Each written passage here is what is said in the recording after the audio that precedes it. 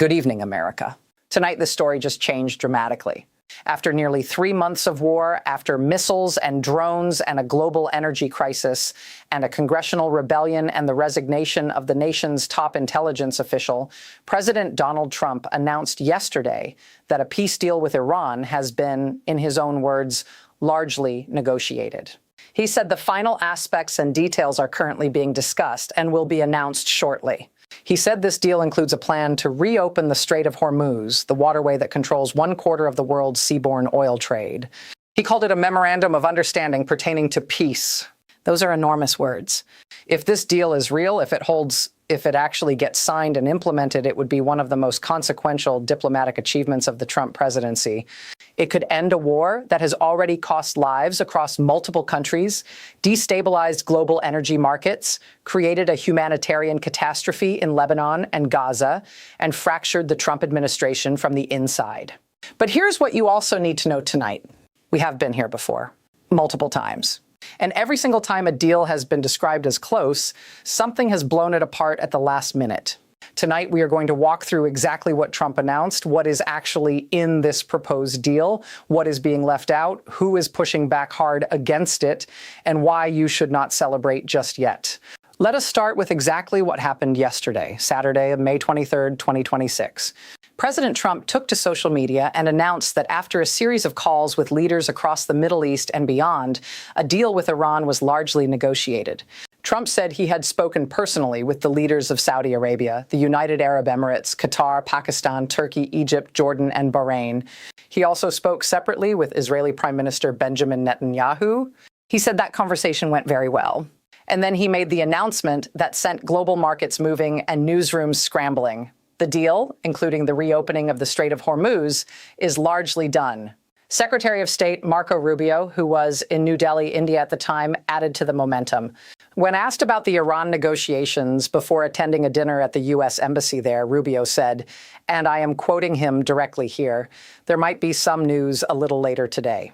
He said the president hopes the war ends through the diplomatic route. That was a signal.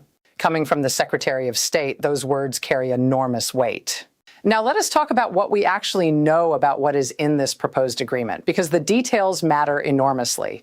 According to sources with direct knowledge of the Pakistan-led mediation efforts, the deal as currently structured would include an official declaration ending the war between the United States and Iran. It would include a process for Iran to reopen the Strait of Hormuz to international commercial shipping. It would include the unfreezing of some Iranian assets currently held in foreign banks. And it would include a continuation of negotiations on the remaining outstanding issues, which include sanctions relief, reconstruction funding for Iran's devastated cities, and the longer-term future of the relationship between Washington and Tehran.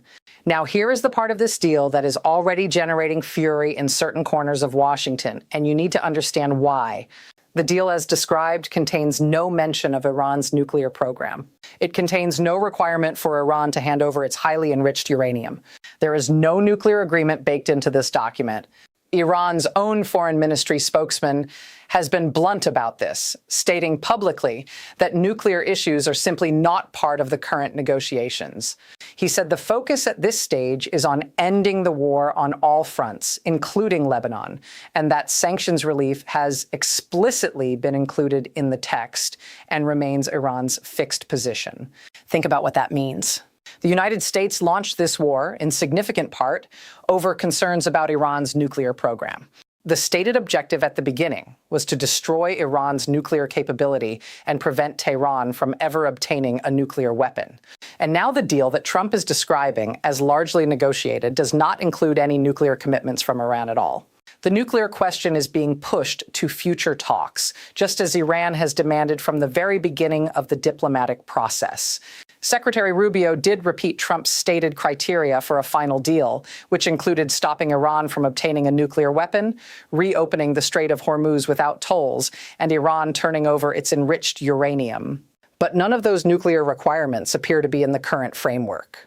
Rubio said this problem will be solved one way or the other. He said he hoped it would be done through the diplomatic route.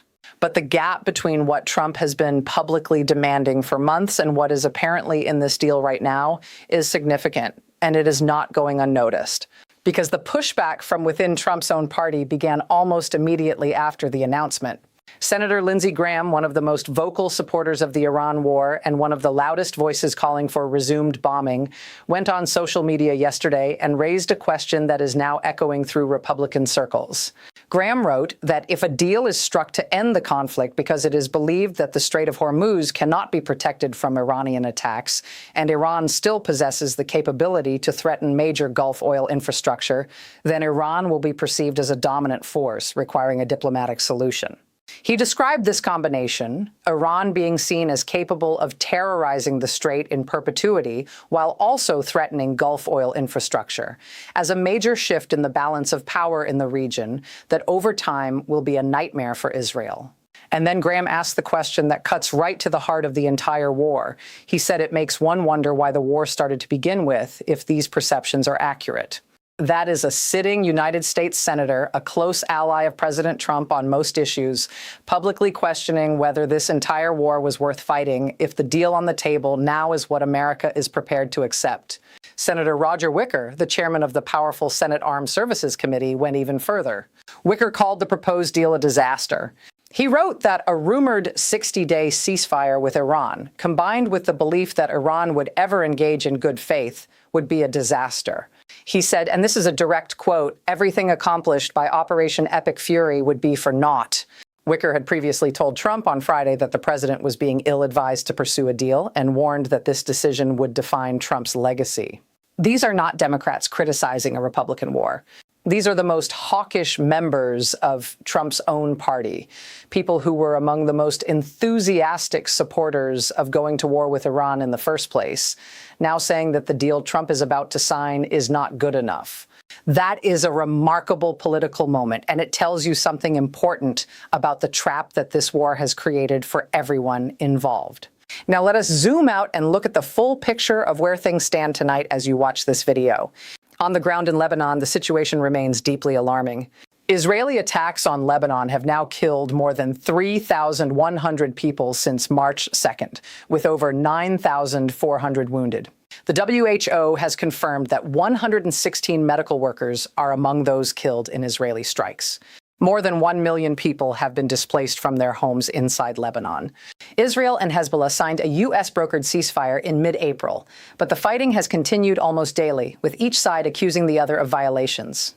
Iran's foreign minister has sent a letter to Hezbollah's leadership, reported by Hezbollah's own Al-Manar television, stating that Tehran will not abandon its allies. That is a message to Hezbollah that even in a peace deal, Iran does not intend to leave the Lebanese group to fend for itself. On the maritime front, something significant happened on Friday that almost got lost in the larger diplomatic news.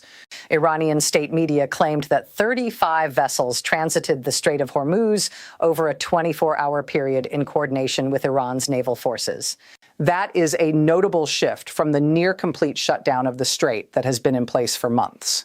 Whether this represents a genuine signal of Iranian willingness to reopen the waterway as part of a deal, or whether it is a tactical move to appear cooperative while negotiations continue, is a question that analysts are actively debating right now. The U.S. naval blockade of Iranian ports, meanwhile, has now reached a significant milestone. 100 commercial ships attempting to enter or leave Iranian ports have now been redirected by the American blockade. 100 ships. That number represents an extraordinary disruption to Iranian commerce and to the global supply chains that depended on trade flowing through and around Iran. Now let us talk about something that happened just this week in the run-up to yesterday's announcement that gives you a sense of how close to the edge this situation really came.